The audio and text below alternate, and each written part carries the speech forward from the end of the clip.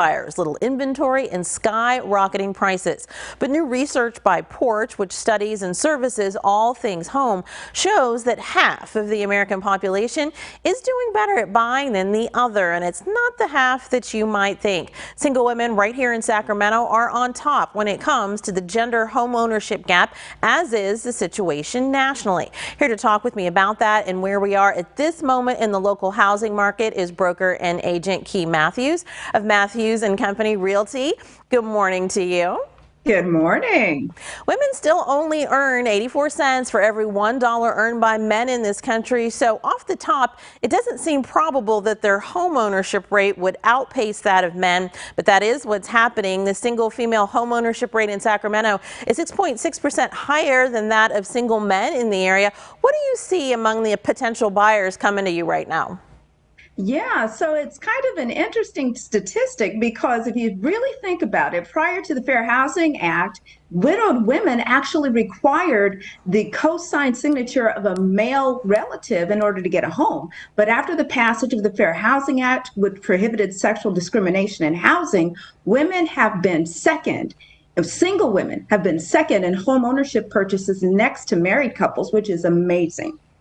Despite making less money overall, women are more likely to make sacrifices when saving for a home. A study by the National Association of Realtors found that single women are more likely to cut back on non-essential goods, travel, things like that, to be able to make this kind of purchase. I know the relationship between a buyer and their agent can be very close. Is that the kind of stuff that you're hearing from some of your female clients, that they've really put a whole system in place in their lives to get to this point?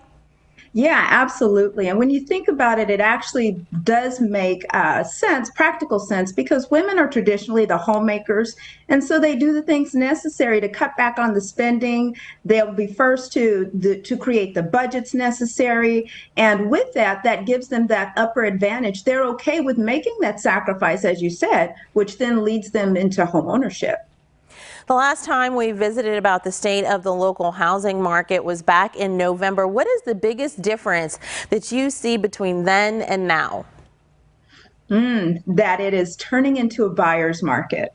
So, and along with the statistic that you're saying, this gap between men and women, so it's been large over the years and it's now decreasing. So men are starting to catch up. So ladies, if you want to stay ahead of the curve, it's turning into a buyer's market. Spread that gap between men and women. Well, as you've been talking about, the median sales price here that single men and women are buying is the same, $350,000. The whole housing scene has not been great for buyers overall, as we've talked about the last 2 years.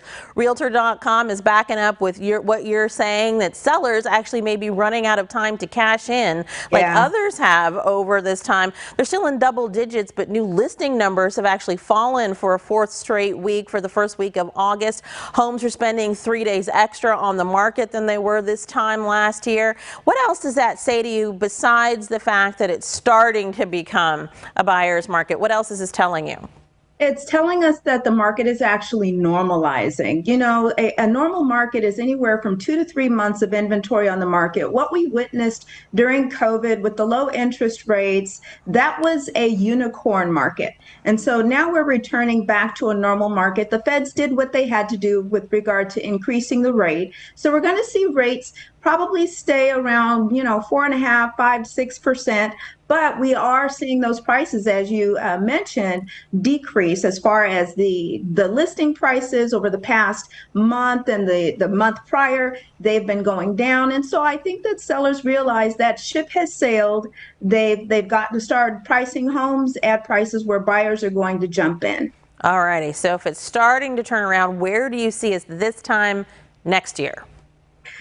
I don't want to say I have a crystal ball, but I do tell my buyers, if it's right for you, if your finances and your budget line up, pull the trigger. It is definitely time to prepare for home ownership over these next coming years. I'll say that. Alrighty, okay, and we'll check back in, of course, with that crystal ball to see exactly where we are, because you always do seem to have your pulse on what's going in on the housing market. Thank you so much. Thank you. We appreciate you. Now let's